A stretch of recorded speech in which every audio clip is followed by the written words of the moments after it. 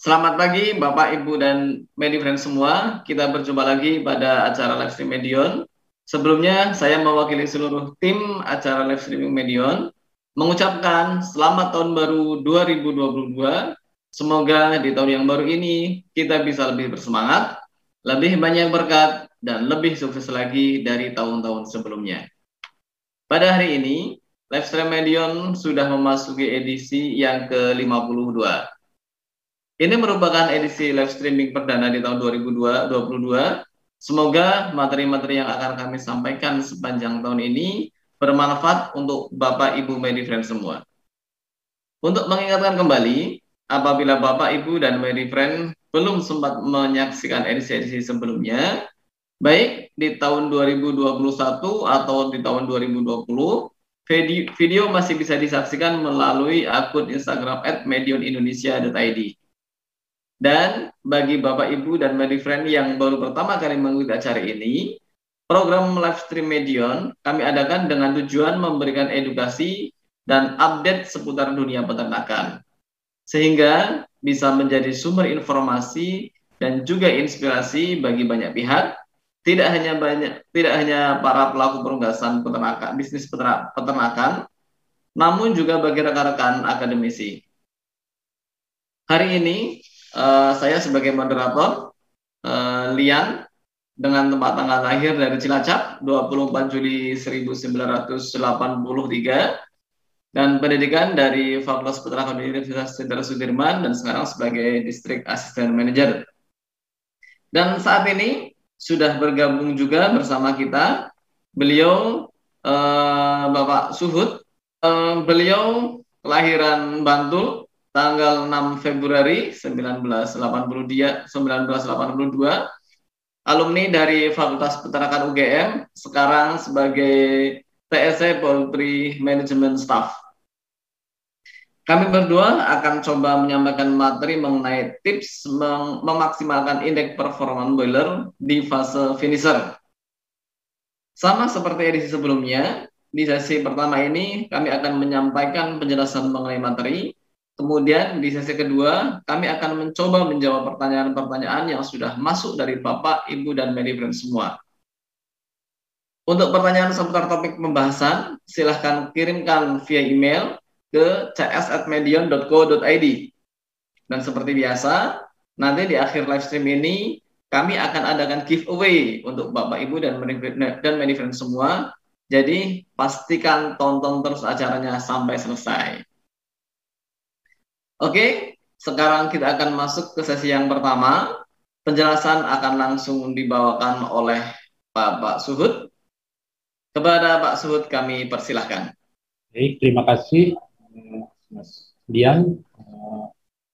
Tema yang kita angkat siang ini yaitu bagaimana untuk mengoptimalkan indeks performance broiler closed house di fase finisher. Agenda yang kita bahas siang ini, kita mulai dari pendahuluan, kemudian ventilasi yang tepat untuk closed house di fase finisher, kemudian bobot badan dan keseragaman, kemudian kepadatan, kemudian program pencahayaan, kemudian panen ayam, dan terakhir kesimpulan.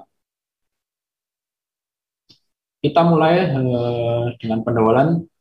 Tentunya fase finisher ini diawali dengan fase starter ya. Jadi kalau istilahnya kalau di pemeliharaan broiler ini seperti lari sprint atau lari jarak pendek ya. Jadi di mana kalau dari start sudah optimal, nanti kita tinggal membuat optimal juga di fase finisher. Keberhasilan di awal pemeliharaan ini andilnya sekitar 50-90%, dan ini kita golongkan dalam masa awal, masa kritis, dan ini harus kita lewati supaya nanti di finishernya juga mendapatkan hasil yang optimal. Kemudian kita tinjau juga untuk penilaian kita di fase finisher, tentunya kita tidak asing lagi dengan istilah indeks performance atau IP. IP adalah suatu formula yang umum digunakan untuk mengetahui performa ayam broiler. Di sini kita bisa tahu bahwa semakin besar IP maka akan semakin baik prestasi ayam dan semakin efisien pula dalam penggunaan pakan. Nilai IP ini tentunya keberhasilan proses produksi ayam dipengaruhi oleh deplesi atau kematian, kemudian dari FCR, dari bobot badan, kemudian dari umur panen. Formula untuk penentuan IP tadi kita rumuskan mungkin dari 100% kurangi persentase deplesi ini untuk mengetahui persentase ayam yang hidup, kemudian dikalikan dengan rata-rata bobot panen, kemudian dibagi dengan FCR dikali umur panen ini dalam hari. Kemudian dalam penentuan IP tadi juga kita memerlukan data FCR. FCR ini formulanya yaitu total konsumsi pakan dibagi bobot akhir ayam.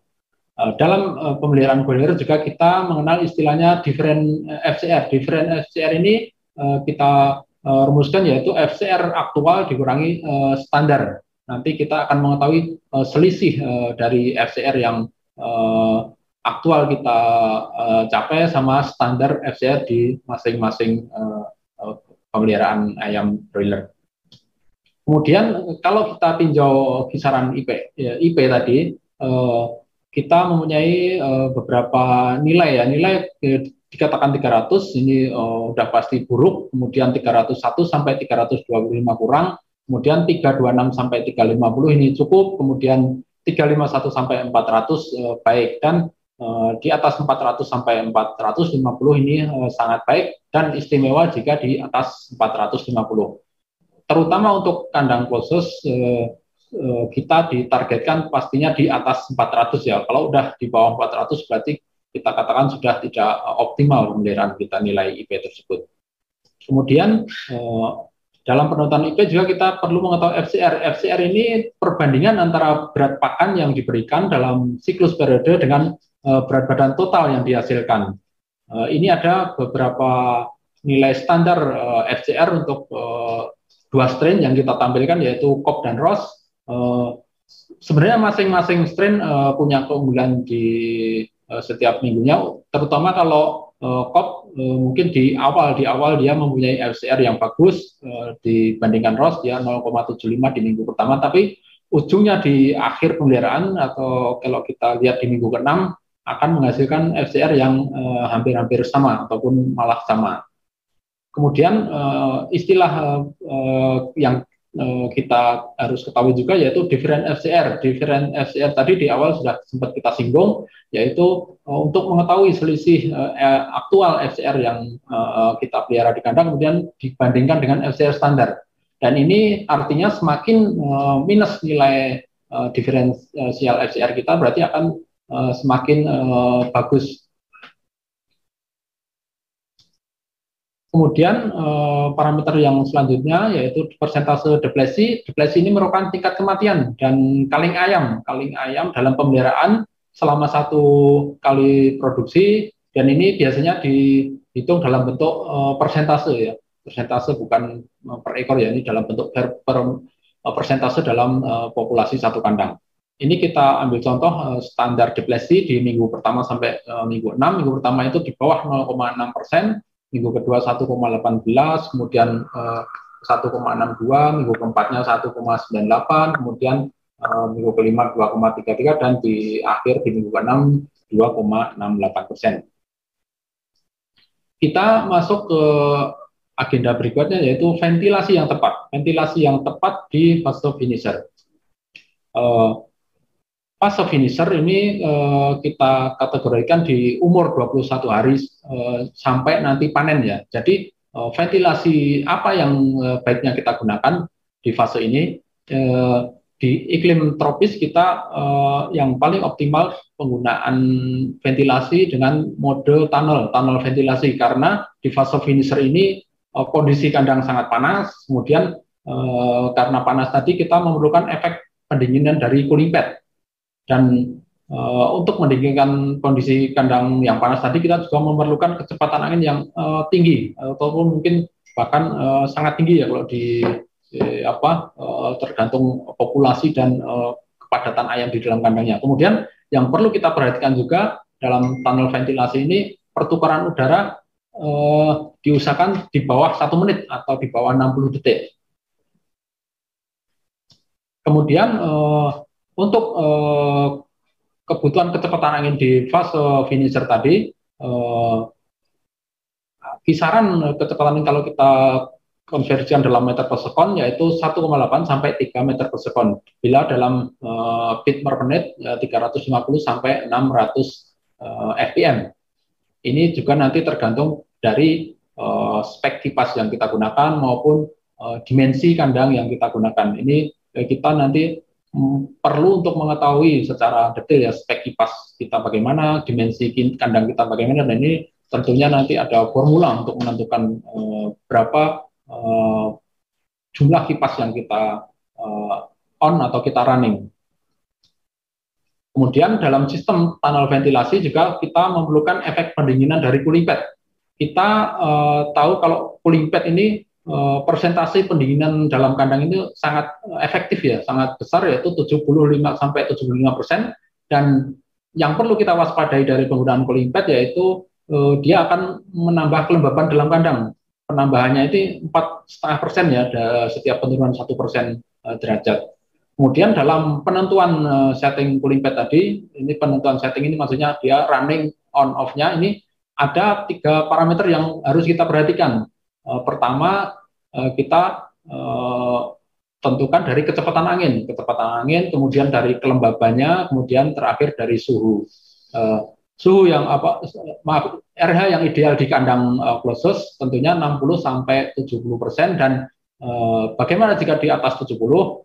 Jika di atas 70 itu liter akan lembab dan basah. Mungkin juga kalau sampai 90% di atas mungkin bisa menggumpal juga. Kemudian jika terlalu kering atau di bawah 40%, maka liter akan kering dan efeknya nanti berdebu. Kita masih bahas tentang cooling pad. Penentuan cooling pad tadi di slide sebelumnya kita jelaskan ada 3 parameter penentuan running setting cooling pad ya. Jadi pertama dari kecepatan di sini kita mungkin kalau formulasikan dalam meter per sekon aja. Meter per sekon ini mulai dari minggu pertama sampai minggu kedua atau hari ke-14 ini start cooling pad bisa dimulai dengan 0,75 meter per sekon, tapi dia harus berhenti ataupun stop di 0,37. Kemudian setelah kecepatan angin, parameter pertimbangan untuk penentuan setting cooling pad yaitu selanjutnya kelembaban. Kelembaban ini untuk membatasi cooling pad untuk stop. Jadi ya, kalau yang kita tampilkan di sini misalnya di minggu 1 sampai 3 itu 75%, dan di atas hari ke-28 atau minggu ke-4 itu 80%. Ini artinya setelah 80% dia akan off ya, dia nggak akan bekerja. Kemudian terakhir yaitu penentuan settingnya dari suhu. Suhu ini untuk penentuan mulai on running cooling pad-nya. Jadi di awal minggu pertama mungkin antara 34,5, kemudian nanti di minggu ketiga itu bisa kita mulai di start suhu 32 derajat sampai nanti mungkin juga bisa malah di bawah 30,5 ya, itu tergantung dari kondisi di dalam kandang. Kemudian dalam ventilasi tadi yang harus utama kita perhatikan yaitu kebutuhan udara. Kebutuhan udara ini bertambah seiring dengan bertambahnya umur ayam. Kita ambil contoh di minggu 21 ini kita formulasikan yaitu 10 meter kubik per jam per kilogram berat badan. Jadi dari kebutuhan udara tadi kita bisa menentukan jumlah kipas dalam kandang tersebut berapa sih yang akan running ataupun nyala, yaitu dengan cara kebutuhan udara tadi dikalikan populasi dan dikalikan berat badan saat hari itu. Kemudian nanti dibagi kapasitas kipas. Ini kita ambil contoh di umur 21 hari, berat badan 1 kilo, kemudian kebutuhan udara 10 meter kubik per jam per kilogram, kemudian dengan populasi 20.000, maka total kebutuhan udara yang dibutuhkan di dalam kandang yaitu 200.000 meter kubik per jam. Dan ini dengan kapasitas kipas 42.400, ini kipas 50 in ya yang baru tentunya dengan spek segitu, dia akan ditemukan kebutuhan kipasnya 4,7. 4,7 ini artinya 4 kipas running dan 0,7 unit sisanya itu berarti kalau mau dibikin intermittent berarti ya 0,7 kali nanti siklus timer intermittennya berapa. Tapi kalau ini karena udah fase finisher ya, fase ayam gede ini, lebih baik kita bulatkan ke atas. Jadi kalau 4,7 berarti kita bulatkan aja, berarti kita harus membuat running kipasnya 5 unit. 5 unit ini harus on semua ya. Karena kita lebih baik kalau udah ayam gede, lebih baik posisi di over atau di atasnya saja, dari atas kebutuhan. Kemudian ini yang penting setelah kita melakukan setting, ini kan berdasarkan teoritis ya, jadi yang paling utama sebenarnya perhatikan aktivitas ayam di dalam kandang. Ini suasananya itu ayam nyaman atau tidak. Kemudian karena di iklim kita tropis dengan kelembaban tinggi, kita juga harus mengetahui suhu efektif di dalam kandang. Ini kita ambil contoh, kita perbandingkan antara dengan kelembaban suhu di dalam kandang 70% dengan kelembaban di dalam kandang 90% ya. Di sini bisa kita lihat bahwa bila kondisi kandang 28,5 derajat misalnya, kita ambil contoh, dengan kelembaban 90% kita harus memakai kecepatan 450 sampai 500 fpm. Tapi dengan kelembaban 70% ini cuma kita butuh 300 fpm ya. Jadi turun 200 fpm dari kebutuhan yang kandang yang lembab tadi. Ini yang perlu kita perhatikan di kandang-kandang yang dengan kondisi kelembapan tinggi. Ini kita ambil contoh penentuan setting kipas ya.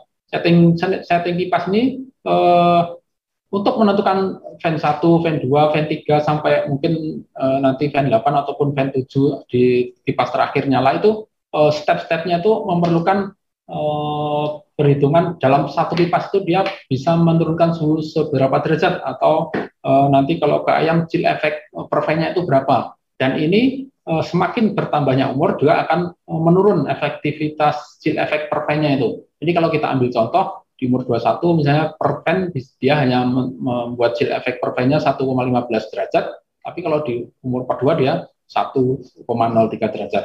Ini untuk menentukan step kipas 1, 2, 3 dan seterusnya ya. Kemudian di sini juga nanti kita harus memperhatikan batasan maksimum kecepatan udara. Misalnya di umur 21 dia batas maksimumnya hanya di mungkin 5 kipas ataupun 6 kipas.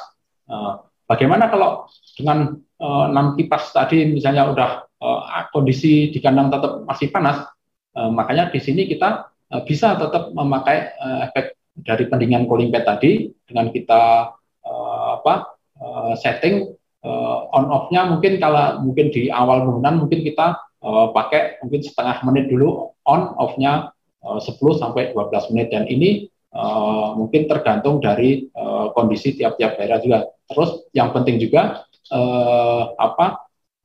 dalam penentuan jarak on off cooling pad tadi, kita juga harus memperhatikan lamanya seluruh area cell pad atau cell deck tadi terbasahi semua. Kalau misalnya dalam 1 menit atau 1,5 menit cell deck sudah full terbasahi semua, berarti kita sudah tidak memerlukan penambahan waktu, karena juga dengan penambahan waktu on cooling pad juga cuma akan menambah kelembaban di dalam kandang.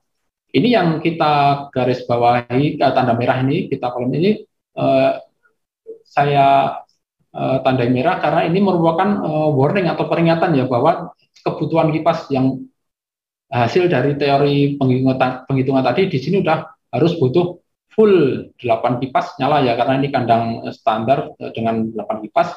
Di sini artinya kemampuan ventilation sistem tunnel tadi sudah maksimal ataupun terbatas, jadi ada perlu tindakan-tindakan di luar ventilasi, misalnya kita harus melakukan penjarangan ataupun pengurangan ayam, yaitu biar supaya mengurangi kepadatan di dalam kandang. Ini tentunya akan di dalam kandang berbeda tiap kandang ya, mungkin karena mungkin populasi dibatasi mungkin berapa mau di umur bobot 1 kilo dengan kepadatan berapa nanti juga ada kita bahas di belakang. Kita lanjut. Dalam tunnel ventilasi tadi, tentunya di semua kandang itu pasti nanti akan ada efek blank spot ataupun mati angin ya. Mati angin ini kalau di kandang yang udah ideal pun kadang juga masih timbul karena ada beberapa faktor yang menyebabkan blank spot ataupun mati angin. Misalnya setting inlet yang tidak seimbang ataupun tidak sesuai antara input dan outputnya, kemudian ada blocking ini blocking di dalam kandang, blocking ventilasi bisa dari mungkin terlalu banyaknya tiang di dalam kandang ataupun tumpukan sekam, tumpukan pakan. Nah ini perlu kita perhatikan juga, kita minimalkan blocking di dalam kandang.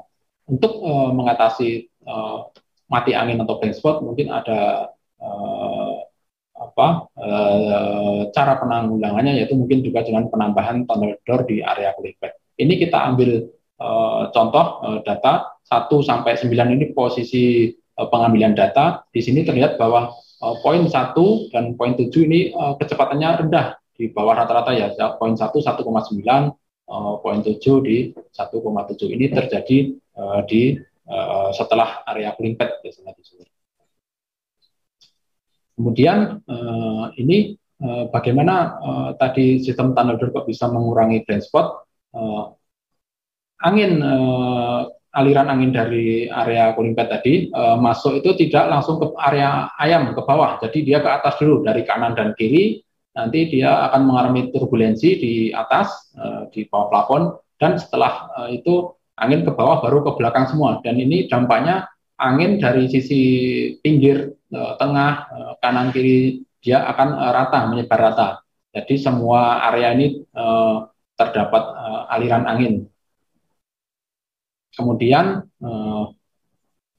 di fase finisher yang ideal itu di kandang itu maksimal di 29 derajat, minimal di 25, kemudian kecepatan anginnya itu maksimal di 3,05 meter per sekon, kemudian minimal di 1,52 ini dalam meter per sekon. Kemudian kelembapan ideal kita usahakan maksimal di 70% dan minimal di 60%, sehingga ini nanti akan dirasakan suhu ke ayam itu 21 derajat Celcius, dan ini sangat cocok untuk metabolisme ayam dewasa.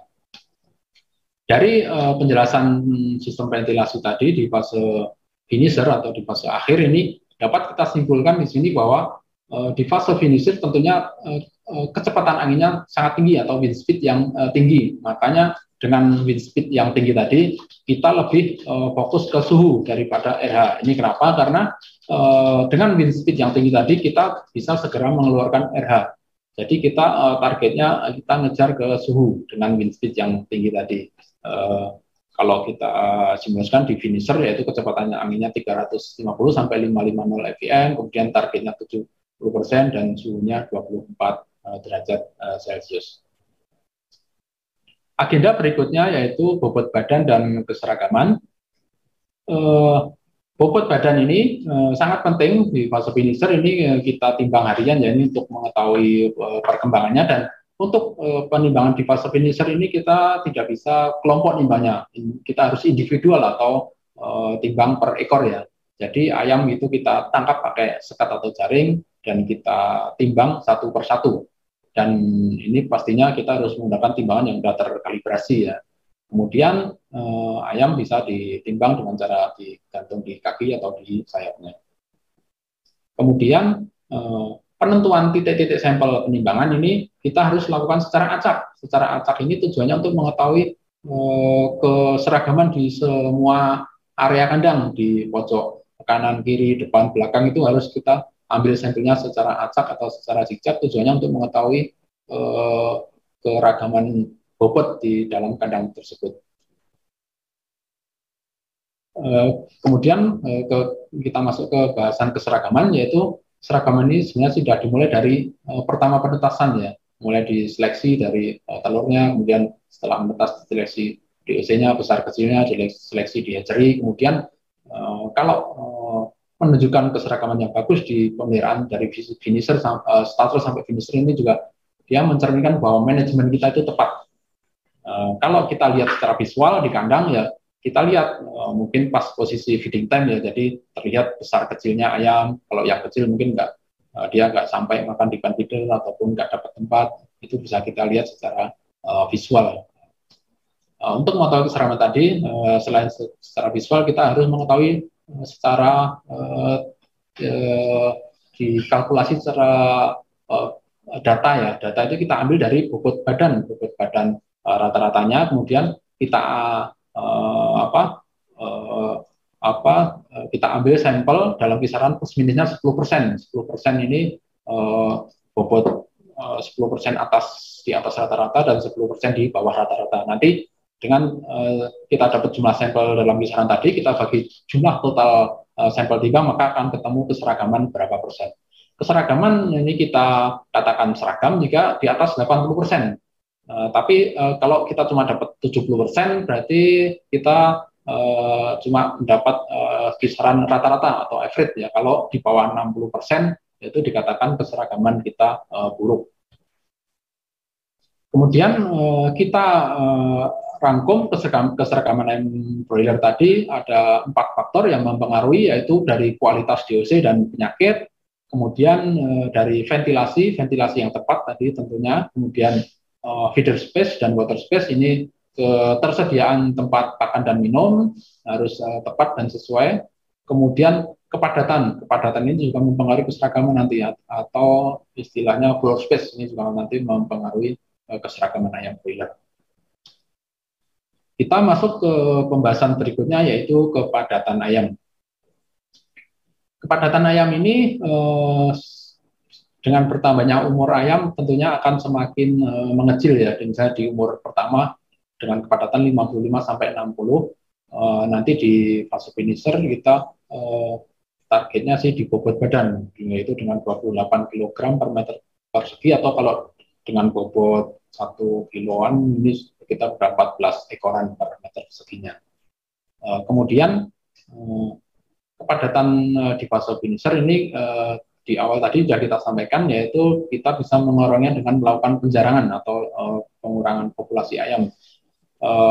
Ini ada yang perlu kita perhatikan juga, yaitu pengaturan ventilasinya, karena setelah penjarangan juga tentunya ventilasinya akan berbeda perhitungannya, dan ini tetap harus kita pantau terus setelah penjarangan. Dan penentuan untuk waktu dilakukan penjarangan ini juga sangat penting. Usahakan melakukan penjarangan itu sebelum kapasitas maksimal ventilasi tadi tersentuh ya. Jadi sebelum menyentuh kapasitas maksimal dari ventilasi dalam kandang khusus, kita harus melakukan penjarangan lebih awal. Ini tujuannya untuk memaksimalkan nanti pertumbuhan ayam di kandang setelah dilakukan penjarangan. Dampak dari padat yang tinggi tadi apa? Yaitu pertama, suhu tubuh pasti akan meningkat kalau terlalu padat ya. Dengan ventilasi kandang closed yang terbatas, tentunya ini sangat sulit untuk mengeluarkan panas tubuh jika density-nya sudah di atas 28 kg per meter persegi. Kemudian dampak selanjutnya yaitu pertambahan berat badannya akan menurun atau daily gain-nya menurun. Kemudian yang terakhir yaitu ayam yang penting itu akan meningkat, dan ini efeknya FCR-nya akan jelek. Kenapa? Karena energi yang harusnya untuk tumbuh ini hanya digunakan untuk mengeluarkan panas, dan ini dampaknya FCR-nya akan jelek ataupun tinggi. Kita masuk ke agenda selanjutnya, yaitu program pencahayaan. Program pencahayaan ini penting karena ini sebagai kebutuhan alami hewan.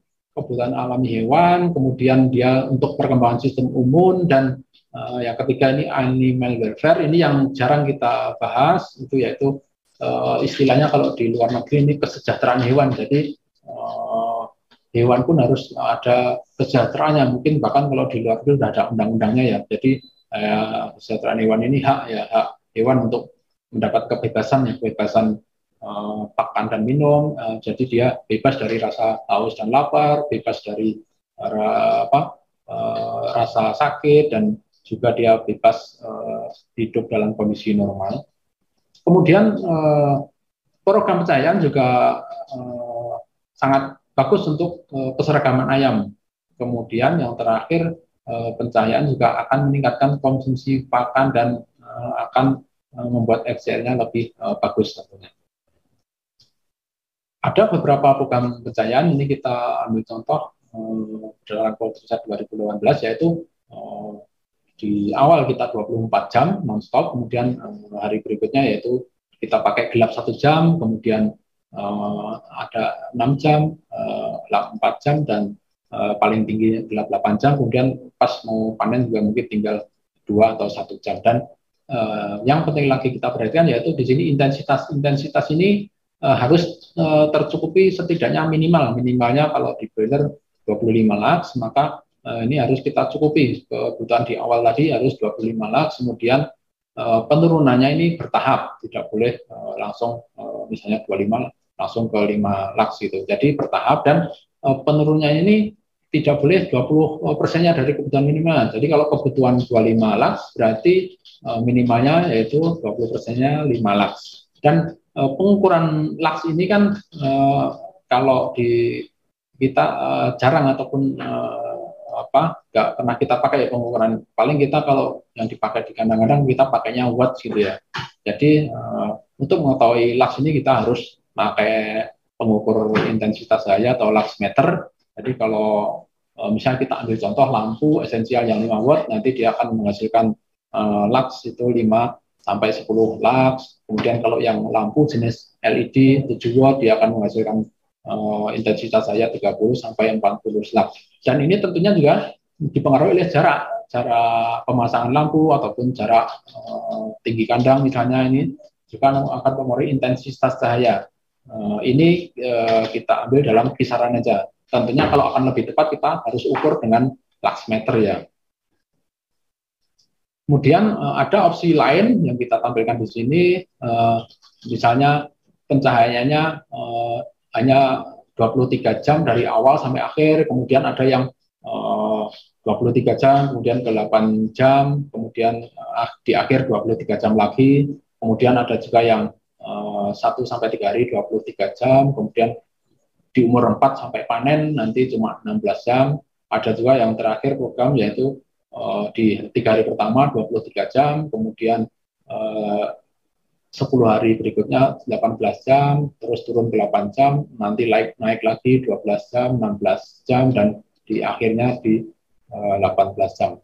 Ini yang banyak program pencahayaan, tapi kita harus tahu basic dasarnya dalam program pencahayaan, yaitu kita harus tahu minimalnya dan tren penurunnya harus bertahap.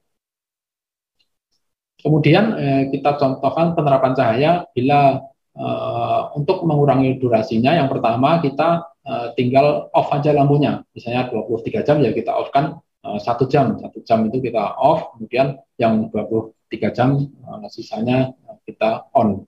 Kemudian kalau untuk mengurangi intensitas cahaya, kalau di kandang tidak ada untuk penurun intensitas lampu ya pakai istilahnya dimmer, itu kita bisa lepasin aja, kita copotin titik-titik lampu di dalam kandang. Tentunya kita harus zigzag ya atau selang-seling, tujuannya biar luxnya, intensitasnya berkurang. Ini kita ambil contoh sebelum kita lepasin lampunya selang-seling 70 lux, tapi setelahnya 22 lux. Ini contoh penurunan cahaya yang dilakukan dengan intensitas yang dikurangi.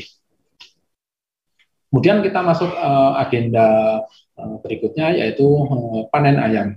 Panen ayam ini sangat penting. Hal-hal yang kita makanya harus kita perhatikan hal apa saja, karena juga nanti ini akan menentukan sangat pengaruh juga ke IP ya, karena umur panen mungkin terlambat ataupun molor, ini juga penting juga kita perhatikan. Dan teknis panen pun juga kita harus perhatikan, misalnya pakan itu sebelum panen kita diambil atau ditarik 8 sampai 12 jam sebelumnya, ini dihitung dari sampai di RPA ya. Kalau di RPA-nya mungkin jam 6 pagi atau subuh ya, berarti 12 jamnya sebelumnya kita tidak kasih pakan, di sorenya 12 jam gitu. Kemudian yang penting juga panen ini harus kita awasi secara ketat, personilnya maupun pengawas tim kita harus cari tim panen yang terampil, karena nanti kalau kita asal mengambil tim tangkap, kita nanti hasilnya juga kita takutkan ayam pada cedera, mungkin patah sayap, patah kaki, dan tentunya nanti akan banyak komplain dari pembeli. Kemudian intensitas cahaya ini di area yang tidak panen kita kurangi, tujuannya biar ayam tidak stres. Ayam tidak stres, kemudian karena di dalam kandang ada aktivitas panen, makanya ayam yang tidak area yang tidak dipanen dia akan terkurangi tingkat stresnya. Kemudian feeder dan nipple bisa kita geser dulu supaya ini tujuannya sih sebenarnya untuk teknis saja biar tidak mengganggu aktivitas panen. Kemudian minimalkan aktivitas ayam saat panen, misalnya ayam tidak diberi pakan, itu kita minimalkan aktivitasnya. Kemudian untuk yang kandang yang lebar ataupun panjang bisa kita pasang sekat dulu. Itu tujuannya untuk memudahkan teknis penangkapannya. Kemudian yang harus kita perhatikan juga ventilasi. Ventilasi ini tetap harus kita jaga. Karena apa? Karena misalnya kita panen dari 20.000 kita cuma ambil 1.000 atau 2.000, kita tetap harus memperhatikan ayam yang 18.000 tadi, tetap harus kita jaga ventilasinya. Kalau panen biasanya kan dari pintu samping ya, itu tentunya nanti angin akan masuk bypass ataupun langsung tidak melalui cooling pad. Jadi kalau pas kondisi dingin tentunya angin dingin yang masuk, kalau pas kondisi panas angin panas yang masuk, dan ini akan mempengaruhi keseimbangan ventilasi di dalam kandang, dan ini tentunya harus kita perhatikan ventilasinya. Kemudian waktu yang tepat untuk panen yaitu di malam hari pas kondisi cuaca tidak panas. Dan yang terakhir harus kita perhatikan juga biosecurity. Biosecurity ini contohnya mobil dan keranjang ayam ini harus dalam kondisi bersih ya. Jadi sebelum masuk kandang atau area farm dia harus semprot desinfektan dulu. Ini tujuannya untuk untuk menjaga biosecurity, karena di kandang mungkin kalau misalnya ini panen di kandang pertama, tentunya masih ada kandang-kandang berikutnya yang harus tetap kita jaga biosecurity-nya. Kemudian dalam melakukan panen ataupun misalnya pas penjarangan, ini kita ada baiknya kita lakukan sekat dulu ayam yang mau dipanen itu berapa, kita sekat dulu misalnya mau ngambil 1.000 atau 2.000 ataupun 5.000, kita kalau udah kita pasang sekat tentunya akan membuat ayam yang lainnya tidak stres ya, karena proses penangkapan ini juga menimbulkan ayam yang tidak dipanen akan ikut stres gitu. Jadi saya tidak dipanen bagi ayam yang, tapi malah saya ikut stres ya gitu. Kemudian yang perlu kita perhatikan lagi yaitu panen itu bisa kita mulai di belakang ya. Ini tujuannya apa? Tujuannya karena tadi angin yang misalnya kita mulai dari belakang kan langsung dari pintu samping, jadi angin yang masuk dari luar itu langsung tidak nanti dampaknya tidak sepanjang kandang. Tapi kalau kita dari depan tentunya angin yang bypass tadi akan terdampak ke sepanjang kandang. Ini tujuannya sih sebenarnya kenapa harus kita mulai dari belakang. Kemudian kalau misalnya di awal-awal misalnya kita udah tahu nanti perencanaan di hari penjarangan di misalnya di umur 25 atau 26, jadi kita udah pilihin dulu, kita seleksi dulu, kita taruh di posisi kandang udah kondisi terseleksi, jadi nanti kita tinggal ambil di bagian belakang. Kemudian yang penting juga dalam melakukan timbang ayam ini nanti jumlah tangkapan ini harus seragam ya. Tiap tim panen itu harus sama dan seragam untuk memudahkan teknis penimbangan juga nanti, dan juga dalam recording juga nanti akan lebih mudah ya penentuan jumlah ekornya. Ini kita ambil contoh yaitu penangkapan ayam dengan ditangkap dengan pegang kakinya ataupun dipegang dadanya. Hindari faktor mekanis patah sayap dan patah kaki. Ini dengan kita harus hati-hati, makanya tadi dibatasi 3 atau 4 ataupun 5 kali, dan ini harus sesuai dengan keterampilan di tiap-tiap tim tangkap ayam. Kemudian dalam memegang itu harus kedua kakinya ya, jangan satu kaki nanti takut cedera atau patah kaki.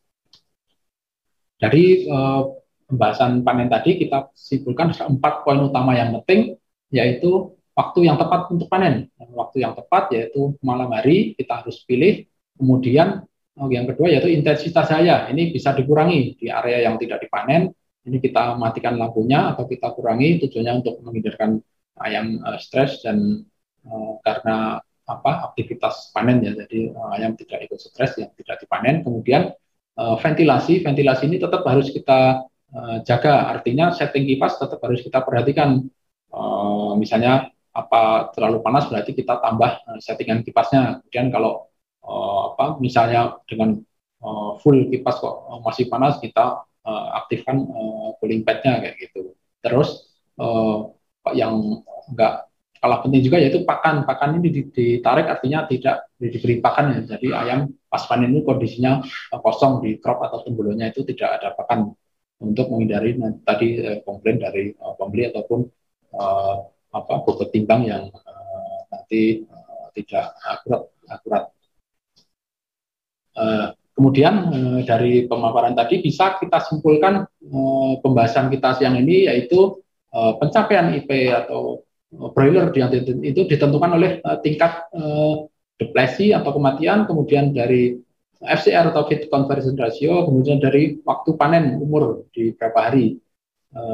Namun semua parameter tersebut ini akan optimal jika tadi semua penerapan ventilasinya ini sesuai dengan kebutuhan ayam. Jadi untuk mencapai IP tadi yang dipengaruhi oleh depresi, FCR, waktu panen, itu tetap semuanya akan optimal jika kita terapkan ventilasi yang tepat sesuai kebutuhan ayam.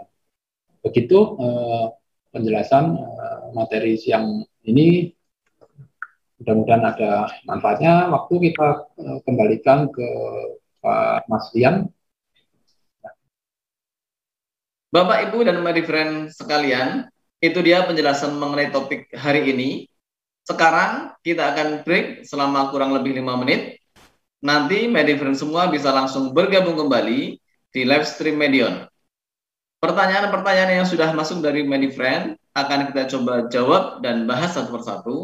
Jadi sekali lagi jangan lupa untuk join kembali setelah ini.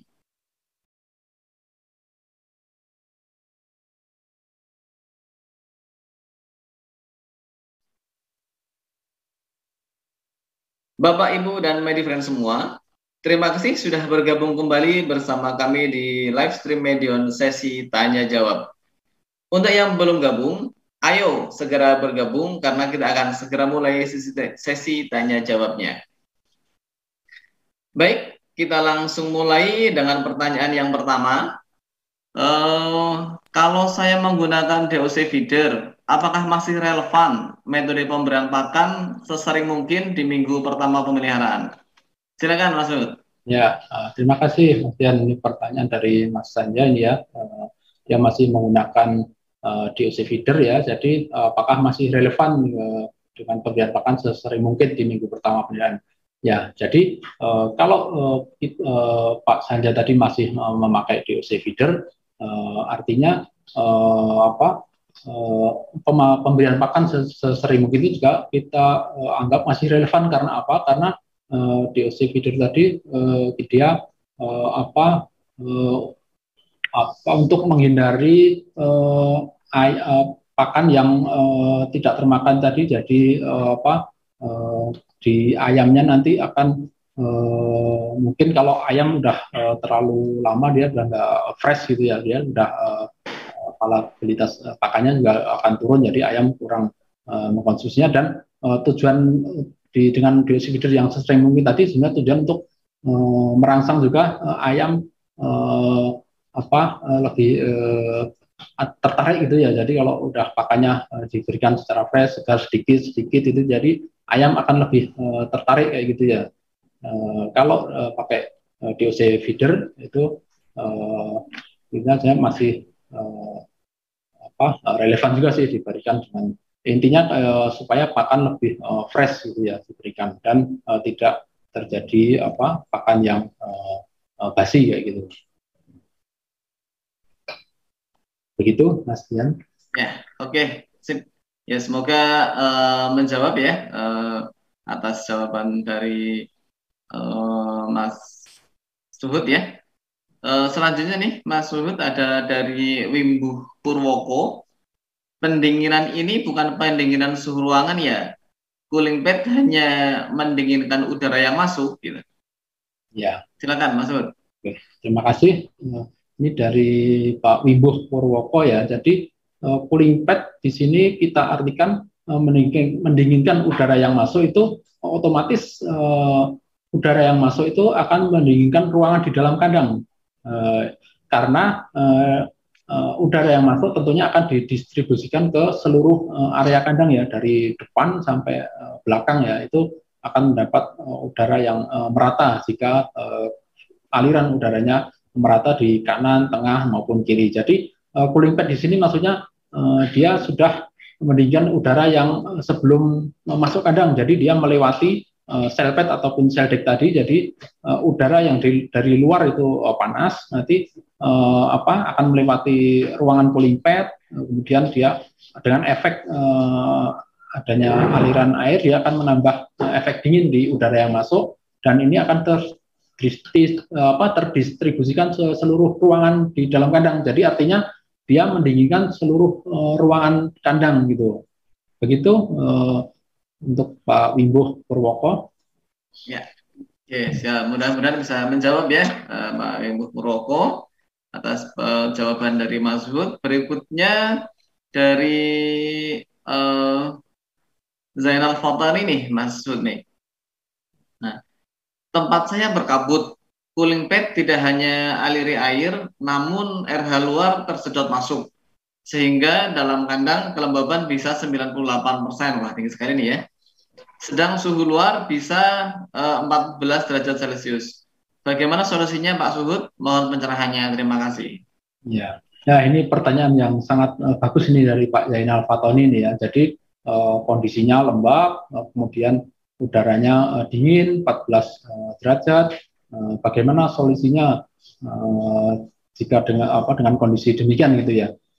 Jadi kecepatan angin tadi intinya sih untuk mengeluarkan kelembaban ya. Jadi kalau di dalam kandang sudah lembab 90 tadi dikatakan 98% dan udara di luar juga lembab, dalam sistem ventilasi atau tunnel ventilasi tadi kita harus membuat sirkulasi udara tadi cepat mengalir atau cepat keluar ya, tentunya dengan menambah kecepatan. Jadi biar udara yang ada di dalam kandang tadi akan cepat tergantikan. Jadi kalau misalnya dari luar sudah 98, di dalam kandang dengan adanya kelembaban dari liter, feses, tentunya akan meningkat lagi. Mungkin bisa jadi malah sampai 100% jadi ya. Jadi dengan adanya kecepatan yang tinggi nanti akan cepat tergantikan dengan udara yang dari luar tadi.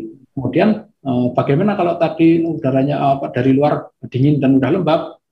Ini salah satu solusi mungkin bisa dengan setelah area cooling pad tadi ditambahkan pemanas, tujuannya untuk mengurangi kelembabannya tadi. Pemanas, jadi udara yang masuk tadi dengan adanya pemanas itu bisa menurunkan kelembaban yang mau yang mau teralirkan ke seluruh area kandang gitu ya.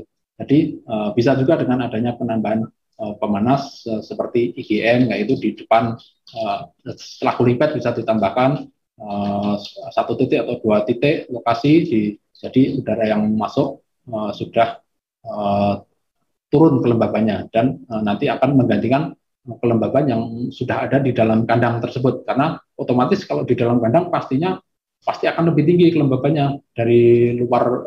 Jika masih dari luar tinggi, di dalam apalagi ditambah dengan adanya kelembaban dari liter, feses, tentunya akan lebih tinggi. Dan ini poin di sini yang ingin saya tekankan, yaitu dengan adanya tunnel ventilasi tadi, udara di dalam kandang yang sudah lembab tadi cepat tergantikan atau tersirkulasikan dengan udara yang baru. Begitu untuk Pak Zainal. Ya, oke, begitu ya Pak Zainal, mudah-mudahan membantu atas pertanyaan dari jawaban dari Mas Suhud. Ini kali masih banyak sekali Mas Suhud ini pertanyaan. Saya bacakan lagi Mas Suhud Ya, ya. boleh boleh Mas. Kemudian dari Jayus ya, lampu warna apa yang baik untuk pertumbuhan nih Mas Suhud? Saya kasih warna kemerahan, ayam menjadi agresif dan kanibal. Apakah kanibal itu juga pengaruh dari warna lampu Mas Suhud? Moga silakan Mas Suhud. Ya, ini pertanyaan sangat bagus juga. Jadi warna lampu juga bisa mempengaruhi kanibalisme ayam ya. Jadi kalau diunggas itu kalau warnanya terlalu merah itu juga mempengaruhi ke faktor kanibalisme ke ayam ya. Jadi kalau unggas itu intinya melihat respon cahaya itu dari spektrum warna, maka itu berbeda dengan manusia ya kalau unggas itu. Kalau warna yang dihasilkan oleh masing-masing cahaya atau lampu ini bisa membantu untuk memilih lampu yang tepat tadi yang ditanyakan tadi juga. Makanya kita harus memilih lampu yang tepat. Lampu ini kita ambil contoh misalnya bolam, bolam ataupun LED ataupun esensial ini mempunyai kelebihan dan kekurangannya masing-masing. Kalau esensial dia mengandung merkuri, kalau yang LED dia mungkin lebih mahal tapi dia efisien di sumber dayanya, daya listriknya, kemudian bolam mungkin daya tahan lampu singkat. Ini perlu juga di faktor untuk menentukan lampu apa yang mau kita gunakan. Kemudian tadi pemilihan warna lampu ya spektrum warna lampu lebih tepatnya kita kalau untuk unggas itu kita milih yang punya spektrum warna hijau sampai biru. Hijau sampai biru ini tidak akan mengakibatkan kanibalisme, beda dengan spektrum cahaya yang merah. Mungkin itu jawabannya. Oke, terima kasih Mas Suhud. Kelihatannya ini tinggal satu pertanyaan lagi yang bisa saya bacakan, katanya Mas Suhud mengingat waktu ya. Tinggal satu lagi, mungkin nanti teman-teman yang belum terjawab akan kita jawab via email ya. Ini untuk pertanyaan terakhir dari Dia Valih ini Mas Suhud. Ya, apakah ada perbedaan pencahayaan dari lampu bercahaya putih dan bercahaya kuning atau mungkin warna lainnya yang dapat meningkatkan performa dari ayam sendiri? Monggo. Ya, terima kasih. Untuk lampu putih dan kuning tentunya sebenarnya yang kita lebih titik beratkan kalau di sini nanti intensitas luxnya ya, nanti kalau misalnya kita pakai putih tapi intensitas luxnya rendah tentunya akan sangat tidak bagus ke performance nantinya.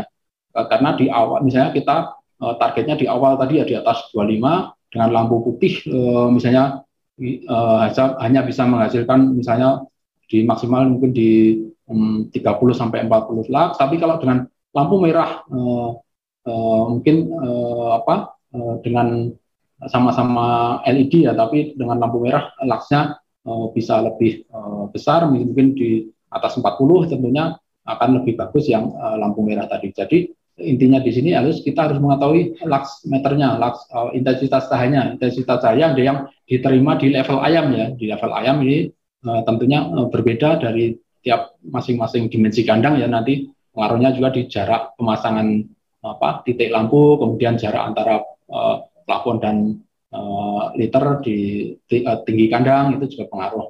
Jadi kita lebih perhatikan di intensitas cahaya yang dihasilkan dari lampu-lampu tersebut. Oke, Bapak, Ibu, dan Medifriend semua, itu dia jawaban dari pertanyaan-pertanyaan yang sudah masuk. Untuk pertanyaan yang belum sempat terjawab hari ini, jangan khawatir. Jawabannya akan kita kirimkan via email. Seperti yang sudah kami sampaikan di awal, hari ini kita akan mengadakan giveaway. Caranya bagaimana? Bapak, Ibu, dan Medifriend semua cukup menjawab pertanyaan seputar topik yang akan kita posting hari ini di IG Story. Jadi jangan lupa cek IG Story medionindonesia.id setelah acara live stream ini selesai ya. Pemenang juga diumumkan via IG Story. Jadi jangan lupa untuk follow akun Instagram @medionindonesia.id dan juga jangan lupa subscribe website kami di www.medion.co.id. Akhir kata, terima kasih, sehat selalu, dan sampai jumpa di live stream Medion berikutnya.